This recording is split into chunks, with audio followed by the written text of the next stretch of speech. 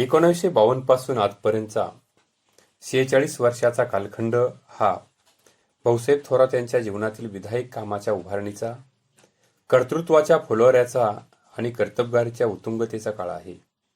दादा म्हणतात, जनतेमुळे मला तालुका, जिल्हा, राज्य इतकेच नव्हे तर राष्ट्रीय पातळीवर कार्य करण्याची संधी मिळाली. त्यांच्या राजकीय, सामाजिक, शैक्षणिक, आर्थिक आणि सहकारी क्षेत्रातील अगणित असंख्य सहकाऱ्यांच्या त्यागातून आणि परिश्रमातून हे विकासाचे प्रचंड काम संगमनेर तालुक्यामध्ये उभे राहिले आहे.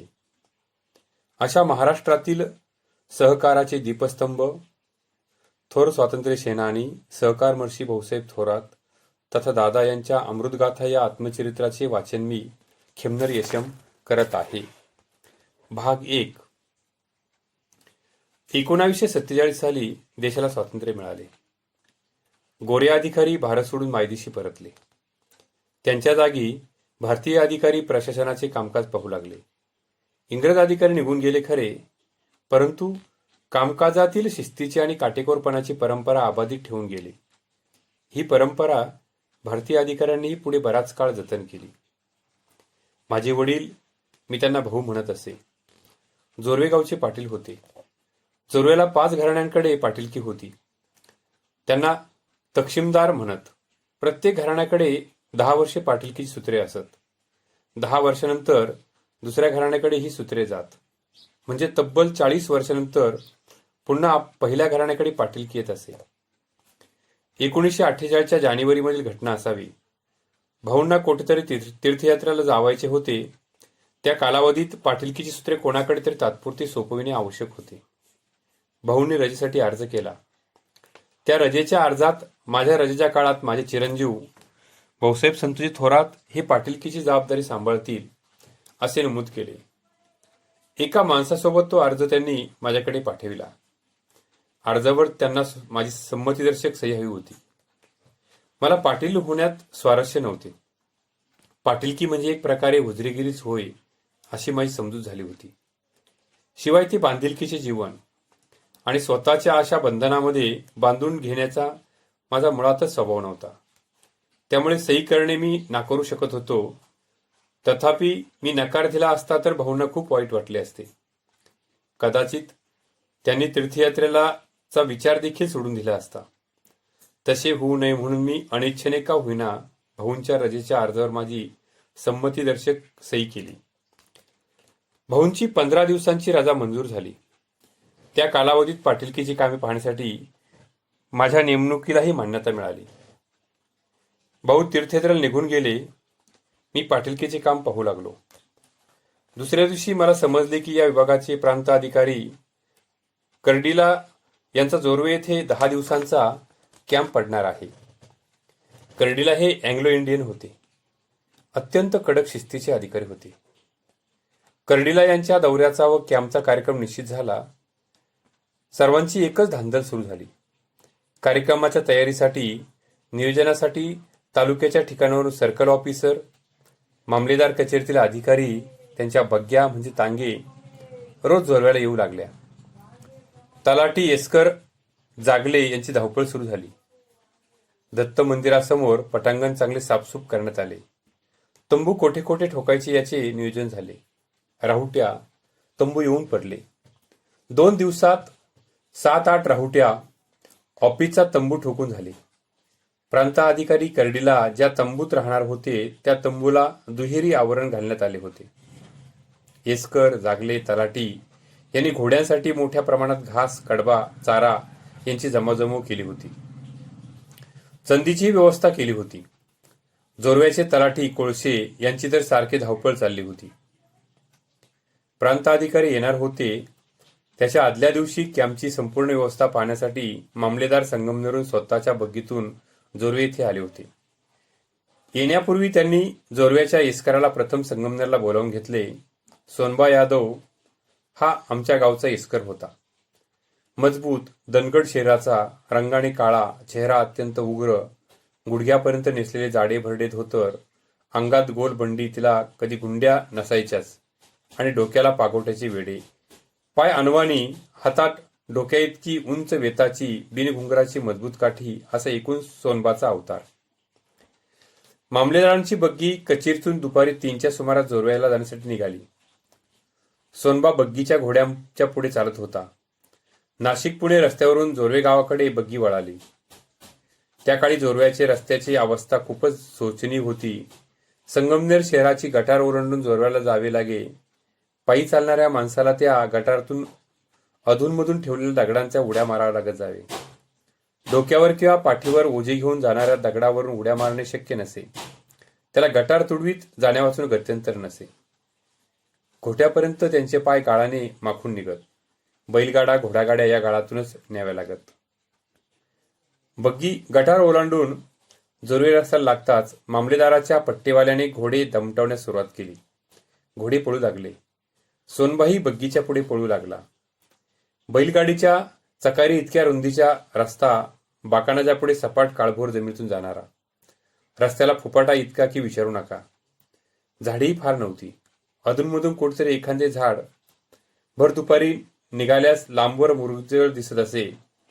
अशी सारी रस्ते दुर्दशा. या रस्त्यावरून 5 मैल सोनबा यादव त्या बग्गीतून पुढे धावत होता. त्याच्या सर्वांगातून घामाच्या धारा निथळत होत्या. बग्गी जोरव्याला पोहोचल्यानंतर बग्गीचे घोडे सोडण्यास तो पुढे झाला. सोनबाच्या पिळदार मजबूत शरीरातील ताकदीचे प्रत्यंतर त्या दिवशी आले. प्रांत अधिकारी ज्या दिवशी येणार होते त्या दिवशी सकाळीच त्यांचा आचारी, बटलर, इतर कर्मचारी व नोकरवर्ग येऊन दाखल झाला होता. गावोगावचे तलाठी आले होते. सर्कल ऑफिसर, मामलेदार, इतरही अधिकारी आलेले होते. मंदिरापुढे पटांगणात 10-15 बग्ग्या सुटलेल्या होत्या. कॅम्पमध्ये येताच आचार्याने प्रांताधिकाऱ्यांच्या स्वयंपाकासाठी आवश्यक असलेल्या सामानाची यादी दिली. 1 शेर दूध, साखर, चहा, 10 अंडी, अर्धा शेर खवा, 1 शेर मटण, निरनिळ्या भाज्या, मसाले, तांदूळ, गव्हाचे पीठ, तेल, तूप अशी साधारणतः 10 शेर वजन होईल इतक्या सामानाची ही यादी होती. शिवाय ही यादी एका दिवशी लागणाऱ्या सामानाची होती आणि केवळ प्रांताधिकाऱ्यासाठीच लागणाऱ्या सामानाची समावेश होता. इतरांसाठी वेगळा भटारखाना होता. त्यांच्यासाठी लागणारे सामानही वेगळे होते. स्वयंपाकासाठी आचारीही वेगळे होते. प्रत्येक महसुली गावात 4 व्यक्ती अत्यंत महत्वाच्या असत. पाटील, तलाठी, येसकर आणि जागल्या. त्यांच्यापैकी प्रत्येकाकडे विशिष्ट कामे सोपवलेली असत. या चौघांपैकी प्रमुख घटक म्हणजे पाटील. पाटलास पगार नसे. पाटीलकीचा इनाम म्हणून जमिनीचा एक पट्टा मिळत असे. गावाच्या शिवेच्या आत घडलेल्या प्रत्येक गुन्ह्याची ताबडतोब नोंद घेऊन जागल्यामार्फत तालुका पोलीस स्टेशनला माहिती कळविणे, गावातील जन्ममृत्यूची नोंद ठेवणे, तलाट्यास जमीन महसूल वसूल करण्यास मदत करणे, झालेला वसूल तालुका ट्रेझरीत भाग भरणा करण्यासाठी व्यवस्था करणे या पाटलाच्या प्रमुख जबाबदाऱ्या असत. गावात तलाठी किंवा कुलकर्णी हा दुसरा महत्वाचा घटक. महसुली गावाचे सर्व दप्तर ठेवणे, जमिनीचे 7-12 आटप, फेरफार इत्यादी नोंदी ठेवणे, गावाचा महसूल जमा करून तो भरणा करणे ही तलाठीची प्रमुख कामे असत. सरकारी माणूस म्हणून तलाट्यास त्या काळी अनन्यसाधारण महत्त्व असे. आज देखील तलाट्यास ते महत्त्व आहेच. गाव तलाट्याच्या हाताखाली येसकर व जागल्या असे 2 जण असत. येसकर हा बहुधा महार समाजातील असे. त्याला पगार वगैरे नसे, तथापि हाडोळे ही वतन इनामी जमीन त्याला दिलेली असे. घरोघरी भाकरी मागण्यास जणू त्याचा हक्कच असे. एखाद्या घरी बालक जन्माला आले की कांडी साबरास तुकडा आणून देण्यास घरातील महिलांना त्या सांगत. त्यानिमित्ताने कोण महिला प्रसूती झाली, तिला मुलगा झाला की मुलगी, बाळाची 5वी कधी आहे इत्यादी सारी माहिती त्याला अनायसेच मिळत असे. ही माहिती पाटलास तो देई. त्यानुसार पाटील जन्माची नोंद करीत असे. एखाद्या घरी कुणी मयत झाल्यास नातेवाईकाचा निरोप कळविण्याचे कामही येसकर करी. त्यामुळे तीही खबर पाटलास मिळे. जन्ममृत्यूच्या नोंदीच्या कामी पाटलास येसकरांच्या अशा तऱ्हेची खूप मदत होत असे. जागल्या हा देखील तसा महत्वाचा घटक होता. त्याला गावचा नाईक देखील म्हणत. जागल्या साधारणतः भिल्ल समाजातील असे. त्याला पगारही नसे आणि इनामी जमीन देखील नसे. त्या काळात भिल्ल समाजाकडे पोलीस खाते गुन्हेगारी म्हणून समाज म्हणून नेहमी संशयाने पाहत असे. गावात एखादा गुन्हा घडला की जागल्या त्याची माहिती ताबडतोब पाटलाला देत असे. गुन्हेगार शोधण्यासाठी पोलिसांना जागल्यात मदत करीत असे. गुन्हेगारांच्या पाऊलखुणांवरून त्याचा माग काढण्याच्या कामात जागल्या खूप वाकबदार असे. गावात घडलेल्या गुन्ह्याची माहिती तालुका पोलीस स्टेशनला देण्यासाठी पाटलास मदत करणे, गावाचा महसूल जमा झाल्यानंतर तालुका ट्रेझरीत भरणा करण्यास तलाठ्यास मदत करणे ही कामे देखील तो करत असे. त्या काळात ग्रामपंचायतची व्यवस्था नव्हती. तथापि आज ग्रामपंचायत मार्फत जी कामे केली जातात ती कामे करण्याची पाटील, तलाठी, येसकर, जागल्या यांचा शासनात खूप हातभार लागत असे. प्रांत अधिकारी कर्डिला यांच्या कॅम्पची सर्व तयारी पूर्ण झाली. मामलेदारांनी स्वतः येऊन सर्व व्यवस्था पूर्ण झाल्याची खात्री करून घेतली होती. दुपारी 4 वाजण्याच्या सुमारास प्रांताधिकारी कर्डिला स्वतःच्या लहानशा कारने जोरवे गावी आले. कॅम्पचे कामकाज कसे चालले हे पाहण्याचे कुतूहल सर्वांनाच होते. प्रांत अधिकारी गावात आल्यानंतर कॅम्पच्या सभोवताली तसेच मंदिरासमोरील पटांगणामध्ये पोरासोरांनी आणि लहान थोरांनी एकच गर्दी केली. अधिकारी व कर्मचारी वर्ग आलेलाच होता. कॅम्पच्या दुसऱ्या दिवसापासून फिरतीचा कार्यक्रम ठरलेला होता. नियोजनानुसार प्रथम जाखुऱ्याला भेट होती. त्याप्रमाणे सर्व तयारी पूर्ण झाली होती. जोरव्याहून प्रांत अधिकारी व त्यांचा लवाजमा यांना जाखुऱ्याला नेण्यास 9-10 बग्ग्या सज्ज होत्या. माझी स्वतःची बग्गी होती. सकाळी मामलेदाराने माझी ओळख प्रांत अधिकारी कर्डिला यांच्याशी करून दिली. माझ्याबद्दलची बरीच माहिती अगोदरच कोणतरी प्रांत अधिकाऱ्यास दिलेली असावी. मी फक्त रजेच्या मुदतीत पाटील होतो, परंतु मी संगमनेर तालुक्यातील महत्वाचा कार्यकर्ता आहे हे कर्डिला यांना अगोदरच समजलेले होते. त्यामुळे पहिल्या भेटीतच मला त्यांनी अत्यंत आदराची व सौजन्यपूर्ण वागणूक दिली. इतकेच नव्हे तर माझ्याबरोबर तुम्ही जाखुरीला चला असा आग्रह केला. वस्तुतः मी जाखुरीला जाण्याचे काहीच कारण नव्हते, परंतु कर्डिलांच्या आग्रहामुळे मी तयार झालो. माझी बग्गी घेऊन मी निघालो. तथापि कर्डिला यांनी मला त्यांच्याच बग्गीत बसून घेतले. बग्गी सगळ्यांच्या पुढे निघाली. 10 बग्ग्या एका पाठोपाठ एकाच्या चालल्या होत्या. प्रवरा नदी ओलांडून आम्ही जाखुरी गावात पोहोचलो. गावात स्वागतास पाटील हजर होते. इतरही अनेक गावांचे पाटील तिथे आलेले होते. गावकरी देखील मोठ्या संख्येने जमलेले होते. प्रांत अधिकाऱ्यांचा दरबार सुरू झाला. कर्डिला यांनी गावच्या पाटलाला पहिला प्रश्न विचारला, गावात भटकी कुत्री आहेत का? पाटलाने आहेत म्हणून उत्तर दिले. तुम्ही तालुका पोलीस स्टेशनला याबाबत रिपोर्ट दिला का नाही? कर्डिला यांनी पाटलास विचारले. गावातील भटक्या कुत्र्यांना त्या काळी गोळ्या घालून मारून टाकत असत. कर्डिला यांनी पाटलाला पुढचा प्रश्न विचारला, गावात कुणी उकिरडे ठेवले आहेत का? गावात कुणी खळगे वाडगे ठेवले आहेत का? उकिरडे तसेच खडगे वाळगे गावाच्या बाहेरच असले पाहिजे असा त्या काळचा कडक दंडक असे. हा दंडक मोडणारा दंड केला जाई. पाटलाने गावात उकिरडे अथवा खळे वाडगे नसल्याचे सांगितले.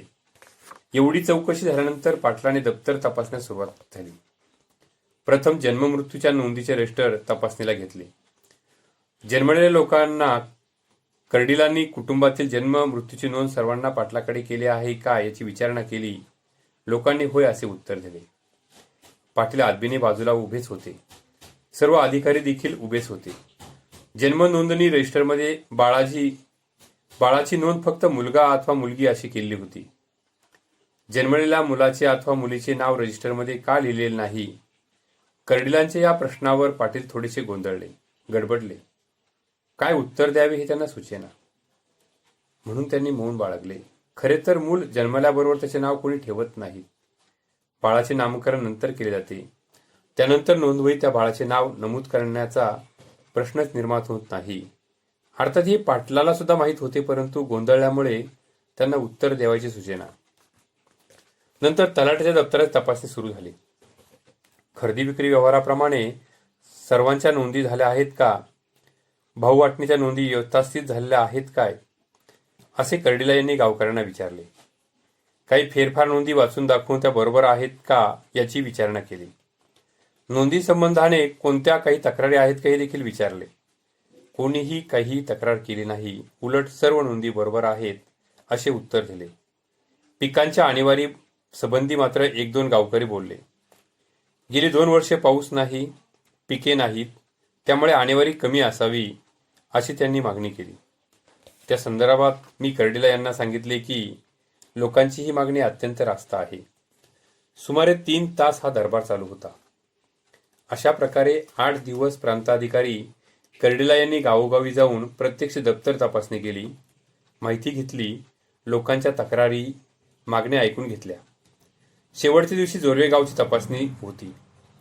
सकाळी 10 वाजता तपासणी सुरू झाली. 400-500 लोक जमा झालेले होते.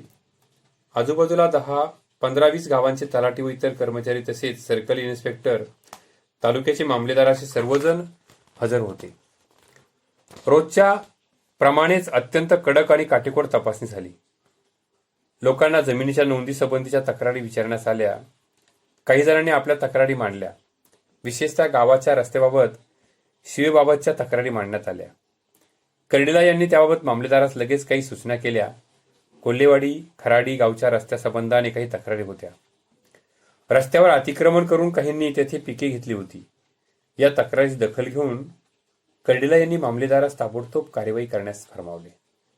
त्यानुसार मूळ रस्त्यानुसार भर पिकांमधून मामलेदारांची बग्गी सर्वात पुढे व त्या पाठोपाठ इतर बग्ग्या नेऊन लगेच रस्ता काढून दिला. 10 दिवसांचा प्रांताधिकाऱ्यांचा जोरे कॅम्प संपला. प्रांताधिकारी कर्डिला यांनी मुद्दाम संगमनेरला हलविला. माझीही 15 दिवसांची रजेच्या मुदतीची पाटीलकी संपली. भाऊ तीर्थयात्रेहून परतले. पाटीलकीचा कारभार भाऊ पाहू लागले. स्वातंत्र्याबरोबर देशाची फाळणी झाली होती. फाळणीला अनेक नेत्यांनी विरोध केला होता, परंतु तत्कालीन परिस्थितीत देशापुढे फाळणीशिवाय पर्याय देखील उरलेला नव्हता. त्यातूनच पाकिस्तानची निर्मिती झाली होती.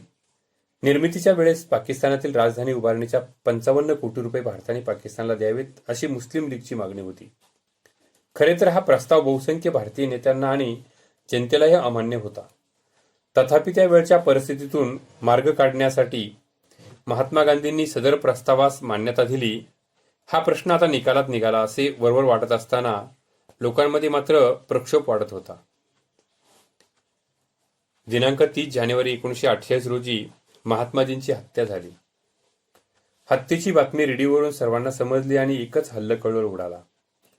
गांधीजींच्या हत्येने लोकांना दुःख तर खूप झाले होतेच, परंतु त्यांच्या संतापालाही सीमाच राहिली नव्हती. प्रथम तर कोणतरी जात्यांध मुस्लिमानेच निर्गुण हत्या केली असावे असा सर्वांचा संशय आला. तथापि दुसऱ्या दिवशी वर्तमानपत्रात गांधीजींच्या हत्येचा वृत्तांत तपशिलाने प्रसिद्ध झाला होता. गांधीजींची हत्या कोणी मुस्लिम माथे फिरून नव्हे तर नथुराम गोडसे नामक एका महाराष्ट्रीयन हिंदू माथे फिरून केली होती. नथुराम राष्ट्रीय स्वयंसेवक संघातीलचा अनुयायी असल्याने समाजाने महाराष्ट्रभर ब्राह्मणांविषयी असंतोष उसळला. गावागावातून, खेड्यापाड्यातून ब्राह्मणाची घरे जाळली गेली. त्यांची मालमत्ता उद्ध्वस्त करण्यात आली. अनेक ब्राह्मण कुटुंबांनी जीवाच्या भयाने घरदार सोडून सुरक्षित ठिकाणी पलायन केले.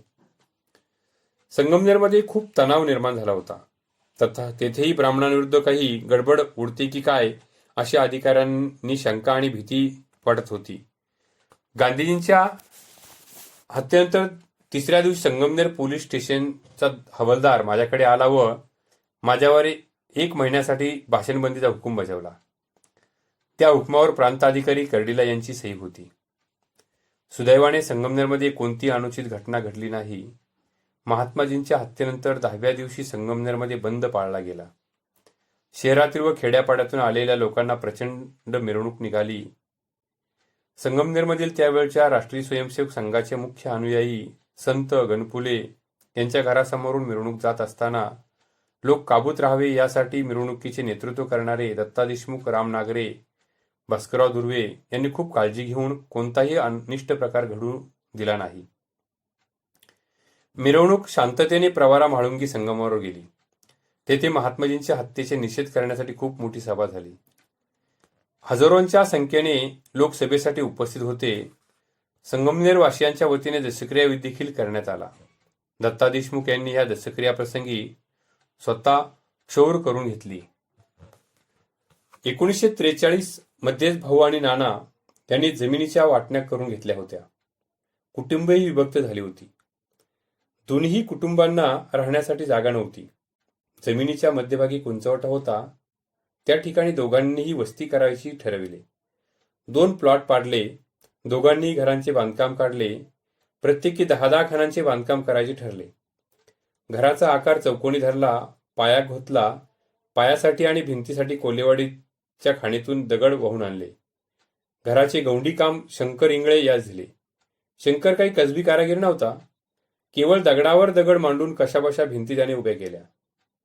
त्या भिंती खूप गोबऱ्या झाल्या होत्या. नानांनी पुढे 5 खण आणि मागचे 5 खण दांडाफळी बसविली. भाऊंनी घराच्या भिंती बांधून घेतल्या होत्या, परंतु त्यांच्यावर थाटार मात्र काहीच टाकले नव्हते. 4 वर्षातच भिंती पार पडायला झाल्या. आधीच 1946च्या महापुरात आमचे जुने घर पूर्णपणे वाहून गेले होते. राहण्यासाठी देखील जागा नव्हती. त्यामुळे एका वर्षभर आम्ही गावात शहाजी शिंदे यांच्या घरात राहिलो होतो. भाऊंनी भिंत दुरुस्त करण्याचे काम पुन्हा शंकर इंगळे यांच्याकडे दिले. भिंती दुरुस्त झाल्यानंतर घराचे मागील 5 खण शेरावाशीचे तयार करून घेतले. पुढील 5 खणांवर दांडाफळी करून त्यावर मातीचा रद्दा मळून टाकला. मध्येच विटांची भिंत रचून भिंतीला एक दार ठेवले. एकदाचे घर तयार झाले. आम्ही आत राहायला गेलो. 1952 साली नानांच्या आणि गावकऱ्यांच्या आग्रहास्तव जोर्वे सेवा सहकारी संस्थेच्या अध्यक्ष झाल्यानंतर मी घरीच राहू लागलो होतो. माझी फिरती भटकंती कमी झाली होती. घराच्या समोर दगडांच्या कासळांचा खूप मोठा ढीग होता. तेथे राहायला गेल्यानंतर तो गंज तिथून हलविणे आवश्यक वाटू लागले. तसे पाहिले तर त्या काळातील इतर सर्व शेतकऱ्यांप्रमाणे आमची वस्ती होती. शेतकऱ्यांच्या घरापुढे बैलांची गव्हाण, त्या गव्हाणीला दुभती जनावरे, मागे भाकड गाई म्हशी, त्यांच्या मागे उकिरडा, आजूबाजूला वाळलेल्या शेवऱ्याचे गंज, घराच्या शेजारीच बाबळीच्या काट्याचे फास असे चित्र सर्वत्र सर्रास पाहावयास मिळे. असे ते आमच्याही वस्तीवर होते. वस्तीच्या उजव्या बाजूला खळ्याची जागा होती. घराच्या अवतीभोवती फारशी मोकळी जागा नव्हती. त्यामुळे घरासमोरील दगडांचा गंज बाजूला हलवून जागा मोकळी करण्याचे मी ठरविले. दररोज सकाळी उठल्यानंतर जवळजवळ 2 तास दगडांचा गंज उचलण्याचेच काम मी करीत असे. समोर अवास्तव पडलेला तो ढीग उचलून त्यातील दगड मी डाव्या बाजूला व्यवस्थित रचून ठेवीत असे. दगडी कासळांचा गंज खूप मोठा होता. म्हणून मी ठरवले की घराच्या भिंतीशेजारी एक पडवी काढावी. पडवीच्या पायासाठी व भिंतीसाठी याच दगडांचा वापर करावा. त्याप्रमाणे काम सुरू केले. 2-3 महिने मी स्वतः काही माणसे मदतीला घेऊन हे काम केले. मातीमध्ये वाळू घालून चिखल मळून त्यात भिंती बांधल्या. सागाचे वासे आणले. त्यावर रॅप्टर ठोकले. इंग्रजी कौल आणून एक छोटीशी सुंदर पडवी तयार केली. दगडांचा गंज हलवताना ते पायासाठी भिंतीसाठी दगड उपयोगात आणताना अनेक साप निघत असत. विंचू तर खूपच निघत. हा दगडी कासळांचा गंज म्हणजे जणू विंचवाचे माहेरघर होते. दररोज किती विंचू ती मी मारत असे याची गणतीच नव्हती. नदीच्या बाजूला खूप झाडे होती. शेताच्या बांधाला झाडे झुडपेही खूप होती. त्यामुळे सापाला खूप लपण असे. मनोली येथील लहानू साबळे हा आमच्याकडे दिवस कामाला होता. लहानू अतिशय चपळ. त्याला एक सवय होती. कोठे जावायचे असले की तो कुऱ्हाड सोबत ठेवीत असे. एकदा शेतातून चालला असताना त्याने एक साप पाहिला. खरं तर ती धामीण होती. धामीण खूपच लांबलचक, देखणी आणि चपळ होती. लहानू धामणीपेक्षाही जास्त चपळ होता. त्याने पळत पळत जाऊन प्रथम कुऱ्हाडीने घासातील शेवरीची मोठी काठी तोडली. ती काठी घेऊन तो त्या धामणीच्या मागे लागला. त्या धामणीचा पाठलाग करून शेवरीच्या काठीने त्याने ती धामणी मारलीच. आमच्या शेतात अनेकदा अशा धामणी खूप निघत. गाई म्हशींना आणि धामणीपासून फार जपत असू. प्रवरच्या थडीला खडकाशेजारी मोठा डोह होता. दुपारी जनावरे सोडली की म्हशी त्या पाण्यात बसत. एकदा गोऱ्याख्याने दुपारी जनावरे सोडली आणि डोहाच्या काठी सावलीत जाऊन बसले. अचानक काय झाले कोण जाणे, सर्व जनावरे भेदरून पळत सुटली. गुराखी पळतच डोहाकडे गेले. त्यांनी पाहिले की एका धामणीने पाण्यात उतरून म्हशीच्या मागील दोन्ही पायांना पक्का बहाला घातला होता. म्हशीच्या कासेला पिण्याचा प्रयत्न धामीण करीत होती. म्हैस खूप भेदरले आणि काही वेळातच तिने प्राण सोडला. घराच्या भिंती डबर मातीत बांधलेल्या होत्या. 10-12 वर्षे घर वापरात नव्हते. त्यामुळे घरात सर्वत्र सापटी आणि उंदरांची बिळी झाली होती. बिळातील उंदीर पकडण्यासाठी साप घरात आड्याला येत मथुराने अनेकदा साप मारले. विशेषतः रात्री वेळी कंदिलाच्या उजेडात ते साप आड्याला चमकताना दिसत असत. आड्यावर सापांना मारणे अवघड असे. अशा वेळेला सांडूस आणून त्याला पाबरीच्या 2 नळ्या जोडावायच्या आणि त्याचा उपयोग करून साप पकडायचा, खाली काढून मारायचा असे करावे लागे. स्वयंपाकघराची फारच अडचण होत असे म्हणून डाव्या बाजूला विटांची एक पडवी बांधली होती. त्या पडवीत चुलीचा ओटा घातला होता. सरपण ठेवण्यासाठी जागा केली होती. तसेच लहानसे परसदार ठेवून एक बाथरूम बांधले होते. मला दररोज एक काम नित्यनियमाने करावे लागे. रात्री विजोरी घेऊन सगळ्या भिंती तपासाव्या लागत. दिवसा विंचू तरी पटीत सांदील आणि दगड विटांखाली लपून बसत आणि रात्री हवा थोडी थंड झाली की ते बाहेर पडत.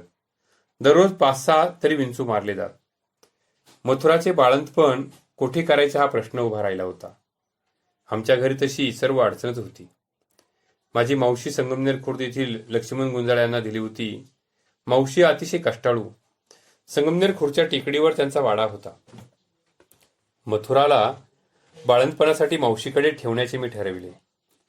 मावशीने आनंदाने होकार दिला. मथुराला मावशीच्या वाड्यावर पोच केले. मावशीने तिची सर्वतोपरी काळजी घेतली. 7 फेब्रुवारी 1953 रोजी मथुरा बाळंत झाली. सकाळी उमा क्षीरसागरांबरोबर निरोप आला की मुलगा झाला. आम्हा सर्वांना साहजिकच खूप आनंद झाला. उमा व त्यांचे कुटुंबीय आमच्याकडे काम करत असत. उमा दररोज संगमनेरला दूध घेऊन जात असे. उमाने हट्ट धरला की मुलाची बारी गाजवायची. त्यासाठी गावातील भजनी मंडळ घेऊन तो मावशीच्या वाड्यावर गेला. भजनी मंडळींनी बारी गाजवली खरी, परंतु त्यामुळे मावशीला खूप त्रास सहन करावा लागला. आलेल्या सर्व लोकांना व भजनी मंडळींना स्वयंपाक करून जीव घालावे लागले. अर्थात मावशीने ते आनंदाने केले. मुलाचे नाव विजय ठेवले, परंतु लाडके नाव बाळ ठेवले. बाळ हे पुढे बाळासाहेब नाव रूढ झाले. मी शेतीच्या कामात रमून गेलो होतो, तथापि सार्वजनिक कामातही भाग घेत होतो. एकदा नानांनी व गावातील सर्व प्रमुख लोकांनी ग्रामस्थांनी सभा घेऊन जोरवे येथे संगमनेर हा रस्ता श्रमदानाने करण्याचा निर्णय घेतला. गावची एकजूट चांगली होती. संगमनेर जोरवे रस्ता खूप खराब होता. त्या रस्त्याचे वर्णन तर आलेलेच आहेच. हा रस्ता नीटनेटका करणे निकडीचे होते. जोरेगाव ते संगमनेर हे अंतर 5 मैलाचे. एका ठिकाणी वाकाण होते. वाकाणातील ओढा 20-25 फूट खोल होता. बैलगाडी खाली वाकाणात उतरून पुन्हा वर चढविणे फारच अवघड होते. नदीला पाणी आल्यावर तर वाहतूक बंद पडत असे. पायी चालायचे झाले तरी रस्ता नव्हता. उत्तरच्या दिशेने बरेच दूरपर्यंत जाऊन मध्ये ओढ्यात उतरावे लागे. चिखलातूनच ओढा ओलांडून वर जावे लागे.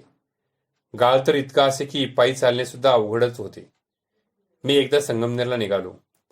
वाकाणाजवळ आल्यानंतर उत्तरेत बरेच अंतर चालून गेलो. तेथे खाली ओढ्यात उतरलो. एका ठिकाणी थोडीशी कोरडी जागा दिसली म्हणून उडी मारली तर 2 फूट खोल चिखलात माझे पाय रुतून बसले. त्यावेळी मी बूट वापरत असे. चिखलातून पाय वर काढताना बूट मात्र चिखलातच राहिले. मोठ्या कष्टाने ते बूट गाळातून शोधून काढावे लागले. बैलगाडी वाकाणातून नेणे ही अगदी अशक्यप्राय गोष्ट होती. त्यामुळे बैलगाडी नदीच्या कडेने नेऊन एखाद्या पाण्याच्या धारेत उतरावी लागे आणि काही माणसांना घोडके धरून ती वर काढावी लागे. हा रस्ता श्रमदानाने तयार करण्याचा निर्णय गावकऱ्यांनी एकमताने घेतला. सर्व गावकऱ्यांचा उत्साह वाढला. काम कसे करायचे या बाबतीत नानांनी मार्गदर्शन केले. ज्यांच्याजवळ बैल नांगर केण्या होत्या त्यांनी बैल नांगर केण्या आणावयाच्या. ज्यांच्याजवळ काहीच नव्हते त्यांनी टोकर खोरे टिकाव आणायचे असे ठरले. काम सुरू झाले. रस्त्याच्या दोन्ही बाजूंनी गावकऱ्यांनी नांगर धरले. केण्या सुरू केल्या. लोकांनी दिवस वाटून दिले होते. सर्वजण मोठ्या उत्साहाने काम करत होते. 1 महिन्याच्या आत जोऱ्यापासून वाकाणापर्यंत रस्ता भिडला. वाकाणापासून संगमनेरपर्यंतचा रस्ता केवळ पाऊलवाटेचाच होता. शिवाय प्रत्यक्ष नकाशातील रस्ता सराफाच्या बांधाने नाटकीत उतरत होता. आम्ही रस्ता करताना मात्र नकाशातील रस्त्यानुसार नागबुडी न करता फादरवाडीच्या बाजूने घेतला. त्यामुळे अंतर कमी तर झालेच, शिवाय रस्त्याचा सरळपणा आला. रस्ता झाल्यानंतर त्यावर वाळू टाकण्याचे काम सुद्धा श्रमदानाने केले. वर्गणी काढली. ट्रक भाड्याने लावल्या. गाडीत वाळू भरणे, ती सडकेवर टाकणे, पसरविणे इत्यादी कामे श्रमदानानेच केली. लोकांनी खूप कष्ट घेतले. तेव्हा कसाबसा हा रस्ता तयार झाला. पुढे मी लोकल बोर्डाचा सदस्य झाल्यानंतर वाकाणातील ओढ्यातील वरील पुलासाठी अंदाजपत्रकात 7,000 रुपयांची तरतूद मंजूर करून घेऊन पूल बांधला. त्यासाठी संगमनेर दरडी खोदून उतार केला. संगमनेर पुणे रस्ता हा भिडविला, परंतु नाटकीत मात्र रस्त्याची अवस्था फारच वाईट होती. शहरातील गटाराचे पाणी नाटकीतून सतत वाहत असे. त्या गटारातून लोकांना यावे जावे लागे. नूर मोहम्मद शेख नगरपालिकेचे अध्यक्ष म्हणून निवडून आल्यानंतर त्यांना विनंती करून नाटकीवरचा एक छोटा पूल बांधून घेतला. नूर मोहम्मद शेख यांचे घर जोरवे रस्त्यालाच होते, त्यामुळे त्यांनी पूल बांधण्याची विनंती तत्परतेने मान्य केली.